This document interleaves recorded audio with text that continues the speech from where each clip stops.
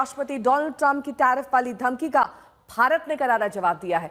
विदेश मंत्रालय ने ट्रंप को आईना दिखाते हुए कहा कि पहले वो अपने गिरेबान में झांके। विदेश मंत्रालय ने कहा कि वो देश हमें क्या नसीहत देंगे जो खुद रूस से अरबों डॉलर का कारोबार कर रहे हैं। भारत पूरी ताकत के साथ अपने हितों की रक्षा करेगा। साफ है कि भारत झुकने वाला नहीं है। तो ट्रंप ने ऐसा क्या कहा जिसके जवाब में भारत ने यह सख्त स्टैंड लिया है। देखिए ये पूरी खबर।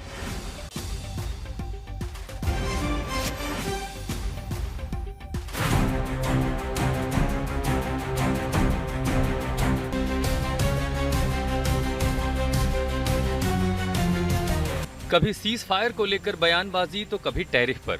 भारत के खिलाफ लगातार बयानबाजी कर रहे अमेरिकी राष्ट्रपति डोनाल्ड ट्रंप की तरफ से अब धमकी की नई किश्त आ गई है।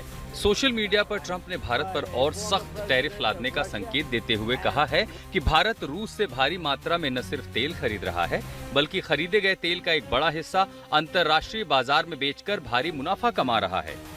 उन्हें इस बात की कोई परवाह नहीं है कि रूस की युद्ध मशीन यूक्रेन में कितने लोगों को मार रही है। इसी वजह से मैं भारत द्वारा अमेरिका को दिए जाने वाले टैरिफ में भारी बढ़ोतरी करूंगा।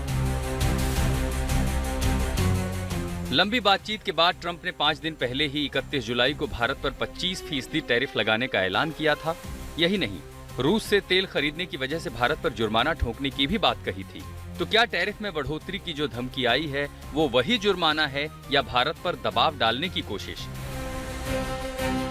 अमेरिका दुनिया की महाशक्ति है और ट्रंप उसके मुखिया। जाहिर है ताकत के नशे में ट्रंप अपनी तरह से दुनिया चलाने की कोशिश कर रहे हैं, लेकिन भारत भी ट्रंप की धमकी के आगे झुकने को तैयार नहीं है।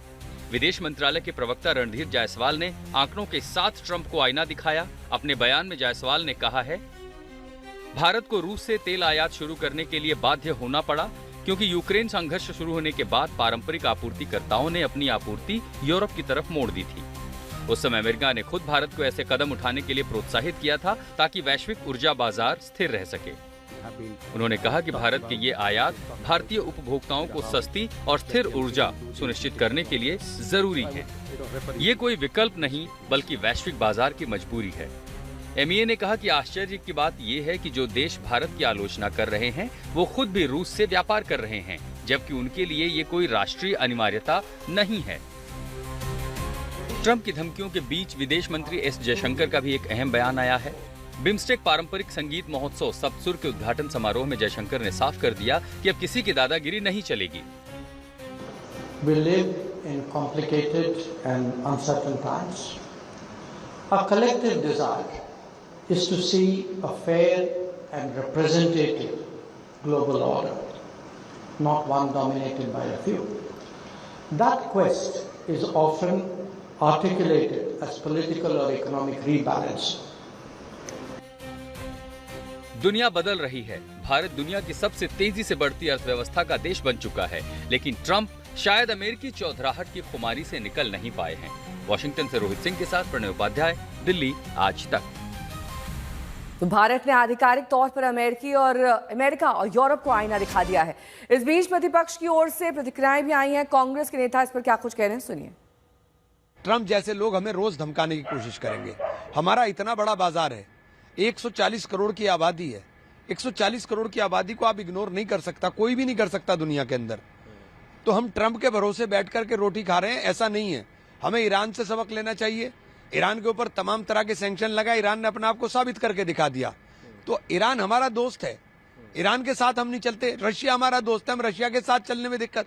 हम अपने जो हमारे हैं हम उनके साथ चल नहीं रहे, और जो हमारे कभी हो नहीं सकते उनके पीछे हम दौड़ रहे हैं। ये क्या देश को लेकर के जा रहे हैं? जिस प्रकार से अमेरिका के राष्ट्रपति